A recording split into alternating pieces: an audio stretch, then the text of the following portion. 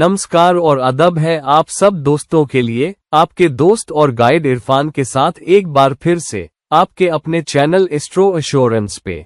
आज मैं आपसे बात करने वाला हूँ 8वें घर के कुछ राजों के बारे में, और ये आपके लिए क्या मायने रखता है, न सिर्फ आपकी कुंडली में बल्कि आपकी जिंदगी में, और ये कैसे आपको जिंदगी का सबसे बैलेंस्ड पहलू दे सकता है, और ये सच में आपकी मदद कर सकता है चढ़ने में, दोनों तरह से, दुनियावी तौर पे और रूहानी तौर पे। पहली बात, 8वें घर को बुलाया गया है रंध्र, निधन, दुख और आयु का घर। तो अगर ये निधन है जो मौत है और आयु है जो जिंदगी है, जैसा कि अलग अलग ज्योतिष की किताबों में बताया गया है, तो ये है क्या ये मौत का घर है या जिंदगी का घर है या आयु का? असल में ये दोनों ही है। ऐसा क्यों? अगर तुम 8 के निशान को देखो, 8 ये इन्फिनिटी के निशान की तरह दिखता है, तो इन्फिनिटी का निशान भी 8 ही है, या वो सिलसिला जो एक लूप में है। तो इस तरह से ये जिंदगी और मौत का चक्र है एक साथ, और इसीलिए 8वां घर एक बहुत ही रहस्यमयी घर है और राजों का घर है। कुदरत में हम देखते हैं कि 8 ने बहुत मजबूती से खुद को पेश किया है, दोनों तरह से, अस्थिरता के नंबर के तौर पे और पूरा होने के नंबर के तौर पे भी। इसलिए अगर तुम देखो कि जीने के लिए सबसे ज्यादा क्या जरूरी है, वो है ऑक्सीजन। और ऑक्सीजन का निशान क्या है? ओ केमिकल में ऑक्सीजन का सिंबल क्या है? O2, यानी 2 O आके मिले। ये कुछ और नहीं, बस 2 O का मिलना है, और O2 ऑक्सीजन है। मगर तुम उसमें एक H मिला दो तो वो H2O बन जाता है, यानी पानी। ऑक्सीजन के बिना ना हम सांस लेके जी सकते हैं और ना हम पानी के बिना जी सकते हैं, और हम खुद पानी से बने हैं। तो O या O का सिलसिला या 2O, ये खुद जिंदगी की एक बुनियादी सूरत है। अगर तुम देखो कुदरत में सबसे जबरदस्त तेजाब कौन सा है, वो है सल्फ्यूरिक एसिड, और सल्फर के मॉलिक्यूल की सबसे मजबूत शक्ल 8 सल्फर एटमों से मिलके बनती है। केमिस्ट्री में जो सबसे ज्यादा वैलेंसी हो सकती है, वो 8 की वैलेंसी है। ये पूरा होने को भी दिखाती है। ऑक्सीजन का एटम नंबर क्या है? वो 8 है। अगर तुम अपने दांतों को देखो, हम कहते हैं कि हमारे 32 दांत होते हैं। अगर तुम बीच से बांट दो दांत जो बाएं और दाएं तरफ जाते हैं, तो हर तरफ या हर चारों तरफ 8वां दांत दाढ़ होता है, और उसे अक्ल दाढ़ भी बुलाते हैं। इसीलिए 8 नंबर अक्ल या विजडम के लिए भी खड़ा है। सनातन धर्म में 8 निधियां या दौलत के बीज है। देवी लक्ष्मी के 8 रूप है जो दौलत की देवी है। बाइबल की कहानियों में 8 को दोबारा उठ खड़े होने, नए सिरे से पैदा होने और नजात का सिंबल भी बताया गया है। ये सबसे अहम नंबरों में से एक है, सबसे रहस्यमयी नंबर, मगर अपने आप में सबसे पूरा नंबर भी है। मगर ये पूरापन एक चक्र में है। अगर तुम इस पूरेपन को अच्छे से इस्तेमाल नहीं करोगे तो मुश्किल खड़ी हो जाती है। हमारे सूरज के परिवार में कितने ग्रह हैं? शुरू में हमने पढ़ा था कि 9 ग्रह हैं, जब तक कि साइंस वालों ने प्लूटो को बाहर नहीं कर दिया बौने ग्रह की श्रेणी में, और फिर हमारे पास 8 ग्रह रह गए। यानी जब तुम बुध से गिनती शुरू करो, बुध, शुक्र, पृथ्वी, मंगल, बृहस्पति, शनि, अरुण और वरुण, तो ये हैं 8 ग्रह। मगर ज्योतिष के नजरिए से कितने ग्रह हैं या कितने आसमानी पिंड हैं? तुम्हारे पास 2 रोशन पिंड है, सूरज और चांद। फिर तुम्हारे पास 5 ग्रह हैं, जो है बुध, शुक्र, मंगल, बृहस्पति और शनि, और फिर राहु और केतु, यानी कुल 9। मगर राहु और केतु असल में शुरू में एक ही थे। उन्हें 2 टुकड़ों में तोड़ दिया गया था। वो स्वरभानु थे। तो अगर तुम राहु और केतु को एक गिनो तो फिर से तुम्हारे पास 8 ग्रह पिंड हो गए। राहु और केतु 2 ग्रह हैं। एक ग्रह था जो 2 टुकड़ों में टूट गया, और वो एक ही एक्सिस बनाते हैं। फिर तुम देखो कि सारे ग्रह कैसे चलते हैं। सारे ग्रह एक तरफ को सीधी चाल से चलते हैं, जबकि राहु और केतु 2 ऐसे ग्रह पिंड हैं जो उल्टी चाल चलते हैं। तो सीधी चाल और उल्टी चाल। फिर से गोल चक्कर की चाल के 2 चक्र 8 के शक्ल में मिलते हैं, और राहु और केतु इसीलिए बाकी सारे ग्रह पिंडों का बैलेंस बनाते हैं। वो तुम्हें संतुलन देते हैं और इसीलिए बहुत रहस्यमयी ऊर्जाएं हैं जिन्हें हमें समझने की जरूरत है। बाकी के 7 ग्रह पिंड तुम्हें दुनियादारी की तरफ ले जाते हैं। हालांकि इन 7 ग्रहों के और भी रूहानी रूप हैं, मगर हम उनमें से सिर्फ दुनियावी वालों को ही इस्तेमाल करते हैं और हम दुनियावी चीजों के पीछे भागते हैं। राहु और केतु वो हैं जो हमें हमारे कर्म की तरफ ले जाते रहते हैं। केतु वो है जहां हमें छोड़ना है और रूहानी तरफ बढ़ना है और मोक्ष की तरफ जाना है, जबकि राहु तुम्हें बताता है कि तुम्हें कहां अपना कर्म करना है, मगर वो तुम्हें धोखे से उससे दूर भी ले जाता है। मगर राहु जहां रखा है वहीं तुम्हें अपना कर्म करना है और इसीलिए राहु और केतु बहुत ही कर्म वाले ग्रह हैं अगर तुम उन्हें अच्छे से समझो। राहु और केतु चांद के उत्तरी नोड और दक्षिणी नोड है। तो अगर चांद या मन बीच में है, राहु एक तरफ है और केतु दूसरी तरफ है, फिर से ये 8 की शक्ल बनाता है क्योंकि ये यिन और यांग है, मन और दिल की तुलना करने वाली ताकत। तो अगर चांद दोनों है, मन और दिल, तो केतु वो दिल है जो कहता है छोड़ दे, छोड़ने में ठीक रह, और राहु वो मन है जो कहता है भाग, चीजों के पीछे भाग। अगर जोड़ तोड़ करना है तो बेशक कर ले। इसीलिए चांद के पास उत्तरी नोड और दक्षिणी नोड होना, यानी राहु और केतु, ये दोनों को दिखाता है, दुनियावी मन और दिल को और रूह की रूहानी पहलू को। और इसीलिए 8 की शक्ल लगातार मौजूद है हमारी जिंदगी के हर हिस्से में, चाहे रूहानियत में, चाहे जिंदगी में या मौत में भी। और इसीलिए 8वां घर मौत और जिंदगी का चक्र या जिंदगी और मौत का चक्र हमें दिया है। इसलिए ये दोनों है, मौत का घर है निधन और जीने का घर भी है आयु। मगर हम 8वें घर को अच्छे से कैसे जाहिर करें, और ये एक राज है जिसके बारे में हम अक्सर सोचते हैं, मगर मुश्किल से ही हमें सही जवाब मिलते हैं। 8वें घर के साथ हम क्या करें, जो सबसे रहस्यमयी घर है, सबसे पेचीदा घर? ये एक साधारण सी बात है। जहां 6ठा घर सेवा का घर है, जहां तुम्हें सेवा करनी है, और 12वां घर छोड़ने या सब कुछ खोने का घर है। 8वां घर दूसरा दुष्टान, रुकावटों और उथल पुथल को दिखाता है, मगर ये मोक्ष का घर भी है, साथ में मोक्ष के बाकी 2 घरों के, चौथा घर और 12वां घर। चौथा घर सब जमा दौलत का घर है, ना कि कमाई या नकदी जो तुम्हारे पास है, बल्कि जमा चीजें, यानी तुम्हारा मकान, तुम्हारे गहने, तुम्हारी गाड़ी, हर चीज जो तुम खरीदते हो, और वही तुम्हारी अमीरी है, ये चौथा घर दिखाता है। और 12वां घर क्या है?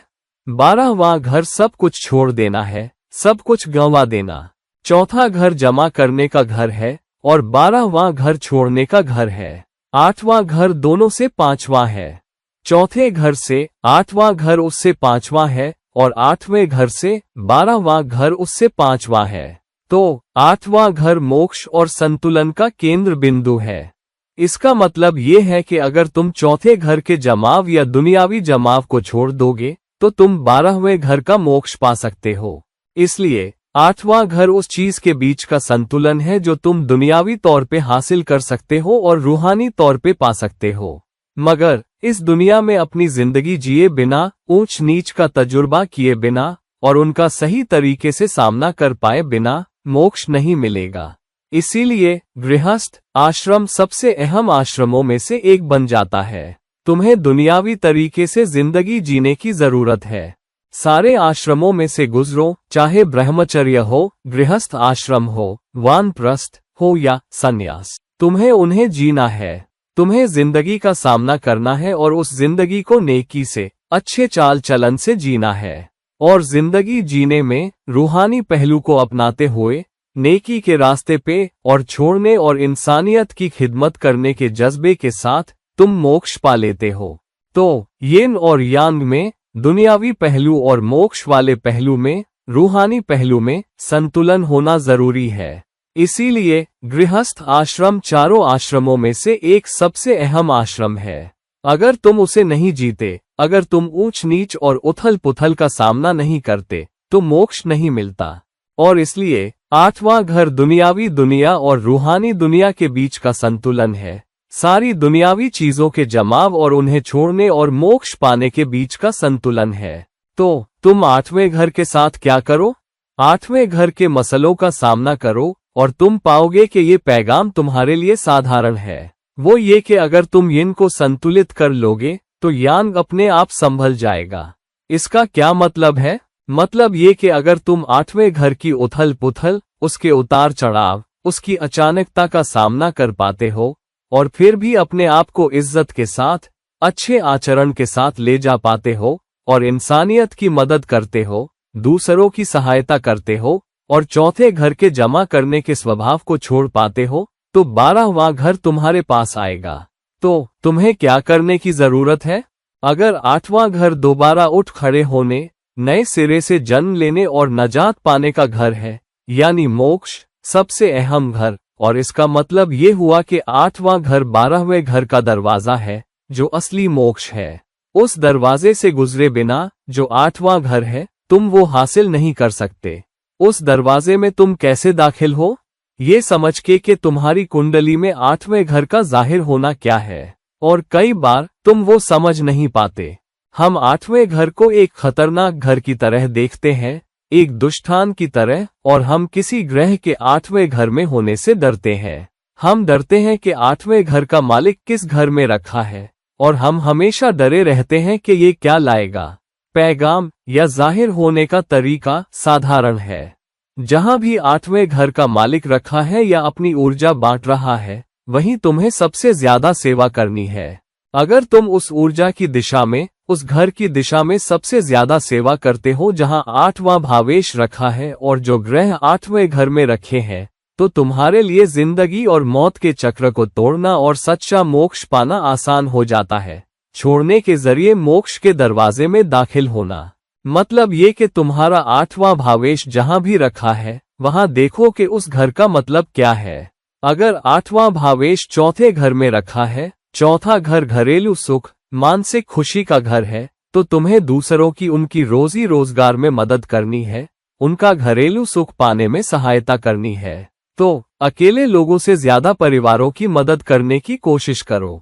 अगर 8वां भावेश चौथे घर में है, तो परिवारों की सहायता करो। किसी भूखे परिवार की मदद करो, किसी परिवार की जो मुसीबत में है, किसी परिवार को उनका घर बनाने में मदद करो, किसी परिवार को एक साथ लाने में सहायता करो। तब तुम 8वें घर की ऊर्जाओं को रचनात्मक तरीके से जाहिर कर रहे हो, इस तरह से कि तुम्हारे लिए मोक्ष के दरवाजे खुलने चाहिए, 12वें घर के दरवाजे तुम्हारे लिए खुलें। अगर 8वां भावेश 11वें घर में रखा है, तो पूरे समाज की मदद करो, जो भी तुम्हारे संपर्क में आए। तुम्हारे सामाजिक रिश्ते, अपने सामाजिक रिश्तों में एक भी शख्स ऐसा ना रहने दो जो मुसीबत में हो और तुम्हारी तरफ से उसे मदद ना मिल रही हो। अगर वो तुम्हारे सामाजिक रिश्ते में है और तुम कुछ नहीं कर रहे, इस लॉकडाउन पीरियड में तुम्हें दूसरों की मदद करने के बेशुमार मौके मिले। बहुत सारे लोग हैं जिनकी नौकरी चली गई, बहुत सारे लोग जो अपने परिवारों से दूर हैं, बहुत सारे लोग जो बीमार हैं, जिन्हें मेडिकल हेल्प नहीं मिल पा रही, उनकी मदद करने की कोशिश करो। अगर तुम्हारा 8वां घर किसी ग्रह की मौजूदगी से कनेक्ट हो रहा है, फर्ज करो दूसरे घर में, तो किसी की रोजी रोजगार कमाने में मदद करो, लोगों की खाने पीने में मदद करो, भूखों को खाना खिलाओ।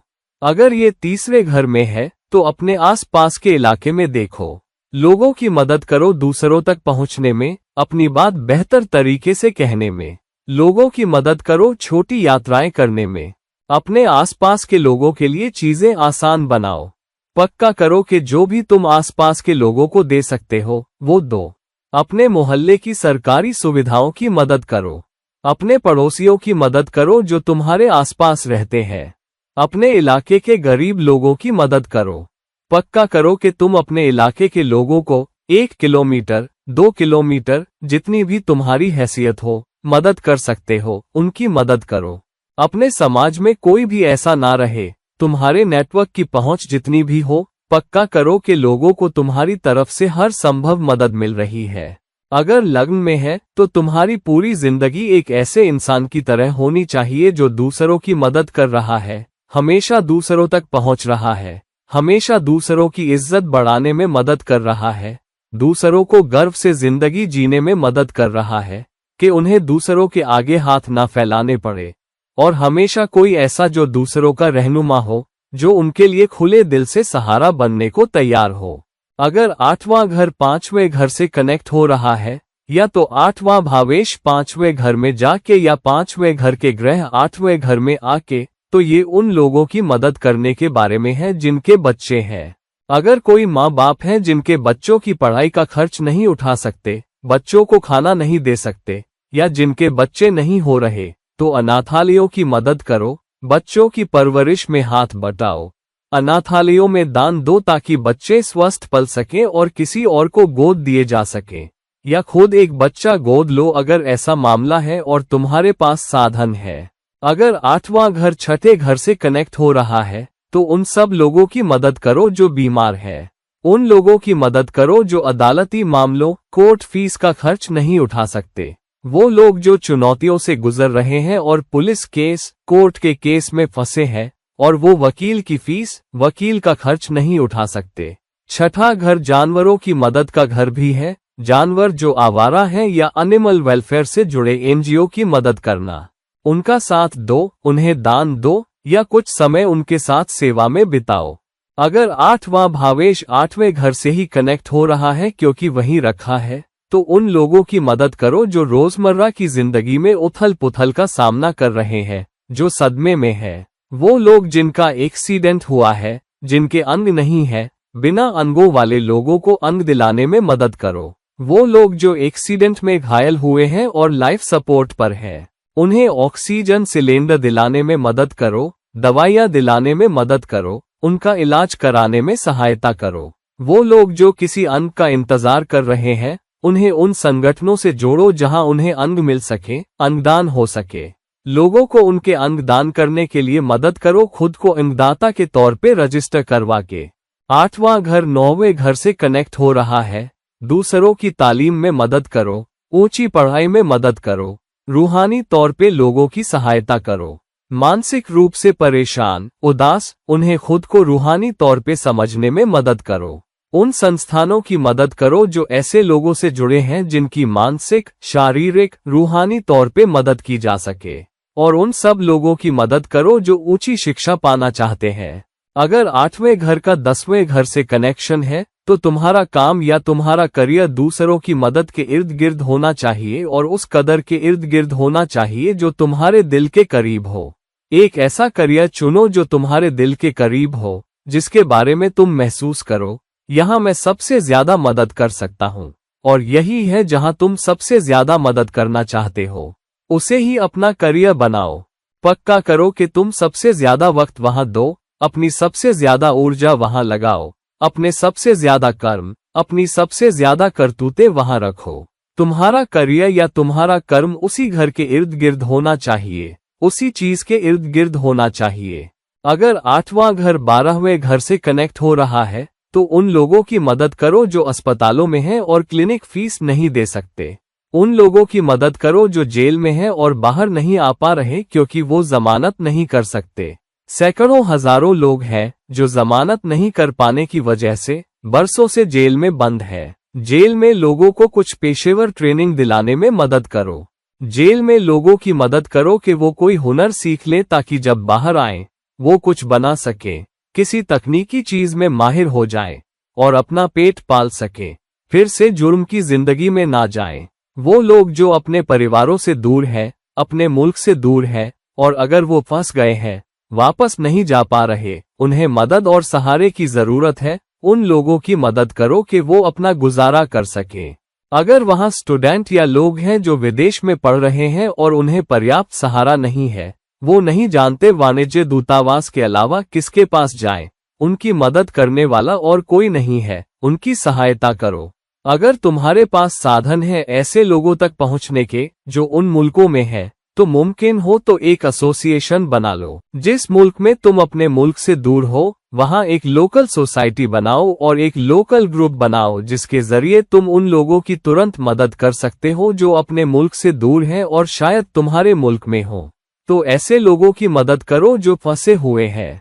बहुत सारे विदेशी भी होते हैं जो हमारे मुल्क में आते हैं और तरह तरह की मुसीबतों में फंस जाते हैं।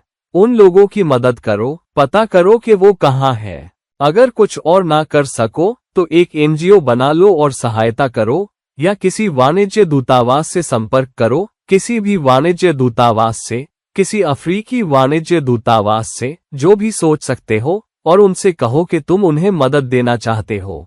अगर ऐसे लोग हैं जो हिंदुस्तान में फंसे हैं, जिनका सामान चोरी हो गया है, उनके पास पासपोर्ट नहीं है, सामान नहीं है, वो वापस जाना चाहते हैं, उनकी किराए में मदद करो, रहने की जगह में मदद करो, खाने में मदद करो, अगर तुम सच में चाहते हो। इसलिए 8वां घर सेवा का घर है, दूसरों की मदद करना, पूरी इंसानियत की सेवा करना। अगर तुम उस दिशा में मदद करते हो जहां तुम्हारे 8वें घर का मालिक रखा है और जहां 8वें घर की ऊर्जाएं हैं, तो तुम उस बात का संतुलन बना रहे हो जिसे तुम्हें छोड़ना है और अपने कर्म को बढ़ाना है। तुम पाओगे कि जब तुम दूसरों की ज्यादा से ज्यादा मदद करोगे उस दिशा में जिधर तुम्हारा 8वां घर इशारा कर रहा है, जिधर तुम्हारा 8वां भावेश इशारा कर रहा है, तो तुम पाओगे कि तुम्हारी जिंदगी में 8वें घर की रुकावटें, उथल पुथल, मुश्किलें बहुत कम हो जाती है। और अगर तुम उन लोगों में से हो जिनके सामने लगातार मुश्किलें आती हैं और तुम नहीं जानते क्यों, तो ये करो, उन लोगों की मदद करो जिधर तुम्हारे 8वें घर की ऊर्जाएं इशारा कर रही है, और तुम पाओगे धीरे धीरे कुछ समय के बाद जो मुश्किलें, जो उथल पुथल तुम दूसरों से ज्यादा अपनी तरफ खींचते हुए पाते हो, वो बहुत कम हो जाती है। और दूसरों के लिए वो नियमित, गहरी और लगातार मदद जो तुम दे रहे हो, उसके जरिए तुम पाओगे कि रूहानियत की तरफ तुम्हारा रास्ता, तुम्हारा सफर आसान हो गया है। 12वें घर के दरवाजे तुम्हारे लिए खुलते हैं। दोबारा उठ खड़ा होना, नए सिरे से जन्म, नजात जो तुम्हारे लिए बताई गई है, वो भी तुम्हारे पास आसानी से आ सकती है। इस्लाम में ये कहा गया है कि कयामत के दिन अल्लाह का अर्श 8 फरिश्ते उठाएंगे, और 8 की ऊर्जाएं हमें दी गई हैं ताकि हम जिंदगी और मौत के इस चक्र को तोड़ सकें और सच में दूसरों की मदद कर सकें, और उसके जरिए अपनी खुद की मदद कर सकें।